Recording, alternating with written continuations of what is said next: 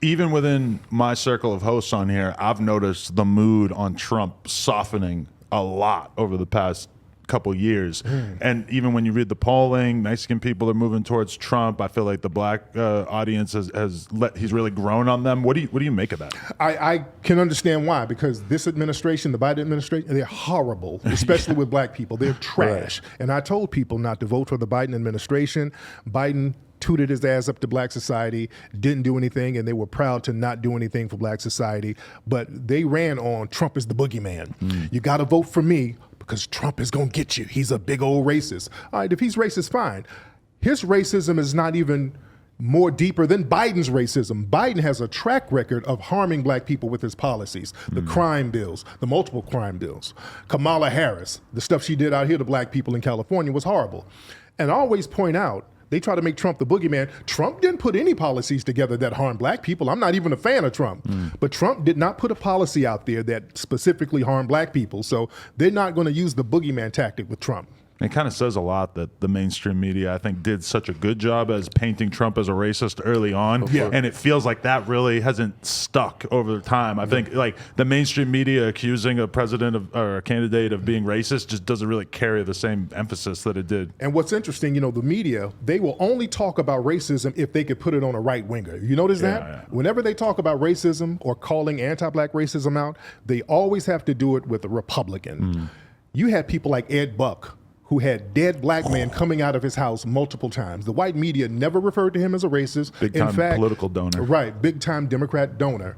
They still ignore that to this day, and he's never really been charged with the murders. And his fetish was injecting gay black men with methamphetamines, but so much of it that they would basically like convulse and have seizures and die in front of him. And he only got caught because a couple of them ended up escaping from his house and basically running to the gas station down the street, and the cops were able to put it together. Exactly. I know he was arrested, so what was he charged for, do you know? Like drug possession. It was like a drug charge. It's not a murder charge. It wasn't until there were two black dudes who ended up dead in front of his house that they ended up starting to put it together. The first one wasn't really cause for alarm, apparently. Yeah. Now, like we also, again, with Trump and Biden, bro, like we have horrible options. Yeah. But I do believe we do have to vote. Now, you've been against that. You said, bro, like black folks don't vote for none of these niggas if they can't offer shit. So do you like stand by that saying like black folks shouldn't vote? Because I feel like, bro, if we, again, but not we, but like y'all, right? Like died for this shit, right? Like you guys marched and died for our right to vote.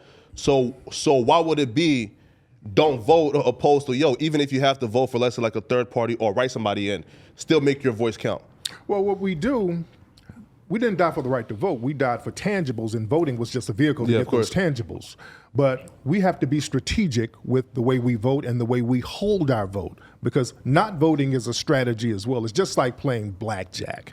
When you're in Vegas playing blackjack, if you hit a certain number, you better strategically hold. Like, no, I'm not going to hit again because I want to see what this other person's going to do. I want to see if they're going to tap out. And we're looking at the Democrats tap out right now. If they fail, that's fine. We need a whole new party anyway because they haven't done anything for black people who's been supporting them for the last 50 years, and we've been their voting bloc. It's disrespectful for them to not support us. And the Republicans, they mess up by just having so many blatant races around, so we don't want to support that. So we're better off saying, hey, we're not going to touch the political process, and we're going to come up with solutions to our own problem. Let me tell you something. The reason why we have so many murders now, it started under Obama. See, they try to put all this stuff on Trump. No, these murders of black people started under Obama. It went on because black people were sitting around waiting on Obama to do something. We were waiting on him to do something about Trayvon Martin. We were waiting on him to do something about Mike Brown. We were like, hey, we're going to hold off, but we got a black president. We know he's going to do something. Well, it's his second term. Give him time. He going to really show out on that second term. We kept making these bullshit excuses for Obama. He never did anything, so we understood that we had to go out in the streets and make it happen. That's why with the George Floyd thing, when that went down, the city started, not the city, hell, the country, and then the world turned on fire because we knew we had nobody to come to our aid, and we had to do it ourselves. Looking back at the protests or whatever you want to call it of 2020, when you look back at it now, does it feel like the world has changed in any relevant way, or would you say that the people, if anything, are kind of more disillusioned at this point? But to a certain degree, it let people know that the streets can turn up just like that.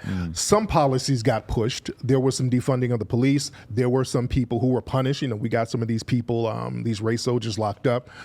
So there was some change, but it has to be consistent. You know, even after the protests, after the riots, after the fighting, we still have to be consistent. What happens with us, a lot of times we get a victory, then we get out in the street and we want to party for the next 5 damn years. So we got to stay focused on making sure that the people who harm us are punished. We got to make sure that the people who run for office are going to work for our best interest. You know? But Tariq, right, but that's it though, right? So how do we represent, I guess, the change that we, like for example, if we don't vote and we rely on Adam, Joshua, right?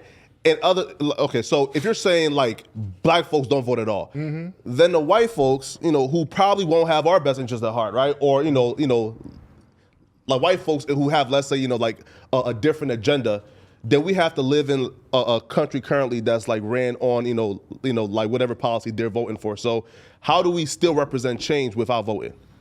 Because we have to start looking to each other. Yeah. Asian people don't vote a lot at all. They're the least amount of people who vote. They vote the least, but they got all types of hate crime bills for them. They got all types of money allocated towards them because they work with each other as a group. And it's not the political process, it's their cohesion as a group. They know who they are.